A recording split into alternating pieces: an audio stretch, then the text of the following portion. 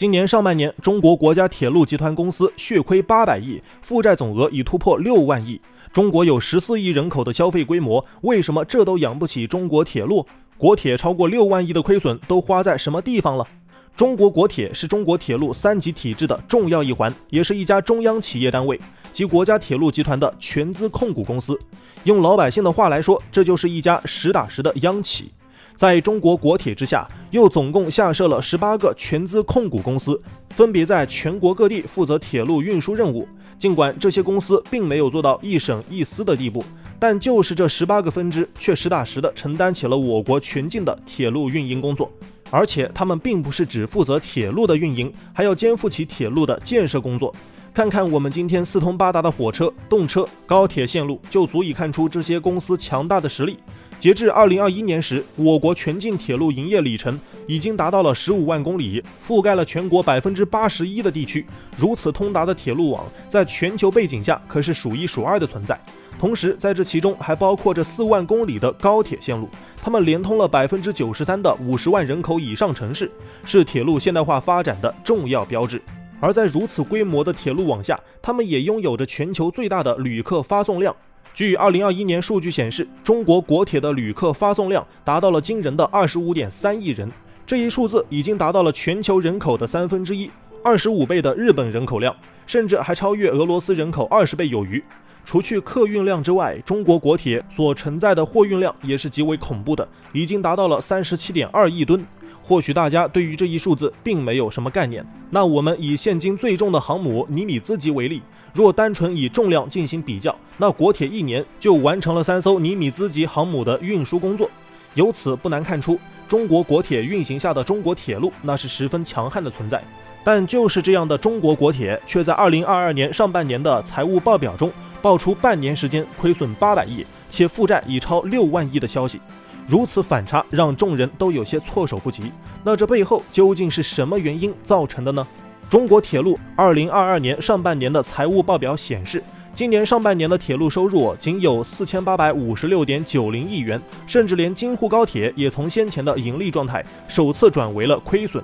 这要是换作寻常企业，那俨然就是一副即将倒闭破产的姿态。可对于中国国铁而言，这已经是司空见惯的事情了。而造成这一问题的原因，首先就是巨额的维护费用和低廉票价之间的矛盾关系。我国拥有着世界最长的铁路运营网，更拥有着世界最大的高铁运营网，这意味着维护费用是极为高昂的。尽管中国国铁作为一家类似垄断性质的铁路运营公司，可相较于其他国家的垄断企业，国铁竟然坚持票价不涨、维护不落的原则，这简直就是另类的公益活动。据目前的数据显示，排除节假日短期上涨外，上一次火车票常规提价还是在1995年。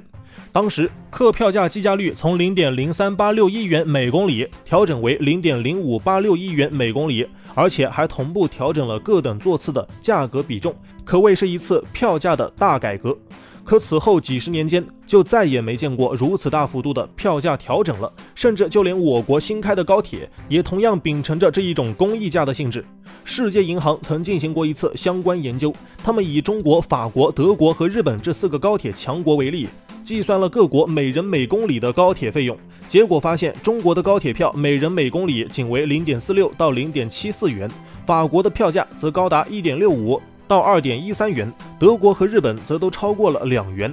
可见中国以绝对的价格优势当选了票价最低的国家，这一数据甚至连世界数据统计员都不敢相信。因为按照该项统计来看，一个人在中国坐高铁的费用甚至还不及德国票价的1/3。中国高铁和世界高铁强国的票价有多大差距？为了让对比更加直观，我们以汉堡到柏林和石家庄到太原这2趟高铁的票价为例。这2趟高铁的里程相当，高铁运行时间也相差无几，但票价却出现了470元对71.5元的悬殊，其相差已经高于6倍，甚至超过了欧元兑换人民币的汇率。须知德国人均收入与中国人均收入相当，都是3000数值上下，不同的是德国使用的是欧元结算，可如今票价差距已经打破了汇率壁垒，这意味着中国高铁的票价更加优惠。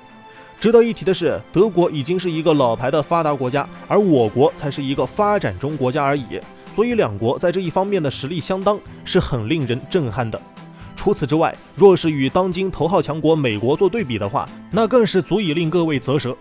因为通过计算，我国高铁票价甚至还不如美国的普通火车价格高。我们以罗彻斯特到纽约和太原到北京进行对比，两者距离相当，可罗彻斯特到纽约的普通火车票价就高达311元，而太原到北京的高铁票价却只需174元而已。若是只乘坐普通火车，那价格更是低至72元。从这一点来看，我国的火车、高铁、动车票价确实拥有着低廉和实惠头衔的，这使得中国国铁在维护铁路时经常会出现亏损的情况。而排除了票价原因后，我国铁路的大面积建设也成为了中国国铁亏损6万亿的一大原因。先前中国国铁就曾提出口号，交通强国，铁路先行。从这一句话中，我们就不难看出中国国铁对于铺设中国铁路网的决心。而且更为难得的是，中国国铁为了这一句口号也确实付诸了行动。自2010年以来，我国的铁路建设就进入了高速发展期。